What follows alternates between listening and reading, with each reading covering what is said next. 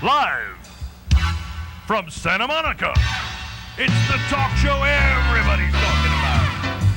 Born to Kibitz, with your host, the man who would be king, the man with one red shoe, the man who shot Liberty Valance. Please welcome Mr. Corky Bernstein. Well, hello, and welcome to Born to Kibitz. I'm your host, Corky Bernstein, and thank you so much for joining us for the best of Born to Kibitz Part 1. And what better way to begin than with my exclusive interview with Dr. Nathan KENDELL, who pioneered Plasty. That's right, plastic surgery for pets. What is Plasty, Dr. KENDELL? Basically. Plasty is a surgical procedure by which I put human faces on animals. So you basically reconstructed Fuzzy's face. We want to show the viewing audience what Fuzzy looked like a few days after, if this translates at all visually. And tell us about this. This is 3 days after the accident and 1 day prior to the surgery. I have never worked on pets before, obviously. Right. I'm a licensed plastic surgeon, a cosmetic surgeon. And my practice was limited primarily to rhinoplasties and mandibular reconstruction and that sort of thing. And nose jobs. Proboscis, nose jobs, yeah. And that's all I knew. So in trying to fix up Fuzzy, she ended up with a human face. Well, should we show the folks exactly what Fuzzy did end up with? Sure. This is what Fuzzy ended up with, ladies and gentlemen. If we could get a shot of this right here. Hello. Can we see this at all? This is the final photo.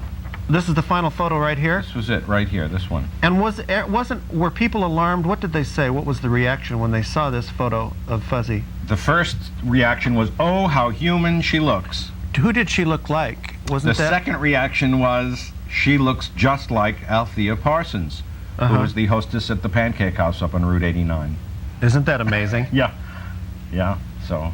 Fuzzy looked like the... Exactly. And we want to show them this picture. We had a picture of Althea Parsons. That's Althea. Look at that, ladies and gentlemen. That's Althea, and if I may, there's Fuzzy. Can they see that? I mean, you can see the resemblance is startling. How do you do that? Tell us about this particular case, Dr. KENDELL, if you could. Emma Timmons. Emma Timmons. Are we on a camera here so that...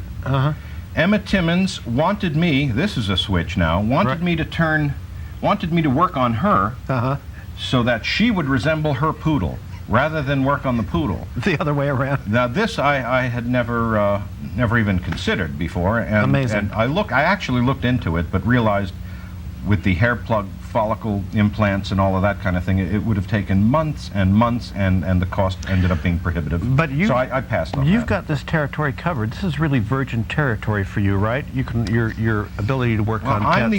I'm the only surgeon in America that I know of who's putting human faces on animals. Yes.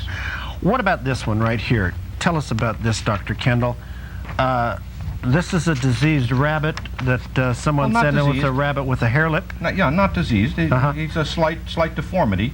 Can you see that? Certainly not a disease. And you went to work on this rabbit. I certainly did. Here's an example of some of the dental work. Can you give us a little... That was an entire bridge I made for... Do I have it right set up? I'm sorry. Bridge, go ahead. Fluffton was this rabbit. Go ahead. I did an entire dental bridge. Dental bridge. Brought the eyes closer together, extended the proboscis, and put on lips. And lo and behold, if he didn't look like Billy Graham. And here's what the rabbit ended up looking like, ladies and gentlemen. Can you see this at all? That's actually Billy Graham, but that's Reverend Billy Graham. But if you saw a picture of Fluffton now with glasses, you would swear it was Billy Graham. Isn't that amazing? Same face. People are insane, aren't they? Well, I don't know. I'm kind of earning a living off of it, so far be it from me to call them insane. Here's another example of a woman who wanted her parakeet, who was born without a face, to look like... This I said no to. Jimmy Swaggart. She wanted me to turn her parakeet into Jimmy Swaggart. She said instead of chirping or singing, that this parakeet would actually imitate a human cry. And the bird always seemed to be crying, and why not go the whole way and Jimmy Swaggart. to look like Jimmy Swaggart. I can't work on birds. I find can't this work very on birds. hard They to don't believe. have the facial structure for me to work with. You draw the line at certain points. One point you draw the Barasini brothers from Las Vegas got in touch with you to work on some of their orangutans. Absolutely. You drew the line on this. Tell us about that a little bit. I said no. I said there isn't enough money in Las Vegas to get me to work on any of their orangutans. First of all, they're mistreated. Right. Second of all, what they wanted me to do was take several of their orangs and turn them into celebrity lookalikes. Cher, Michael Jackson, Wayne Newton, so on and so forth. So that's the whole thing. Right. Okay. And I knew this was strictly exploitive. This is exploitive. I think it's a wonderful service that you're doing with these pets. What's next for you in terms of the big project? Anything coming up? February 14th, which coincidentally is Valentine's Day. Right. I am performing a procedure on a Palomino horse. This will be my first horse.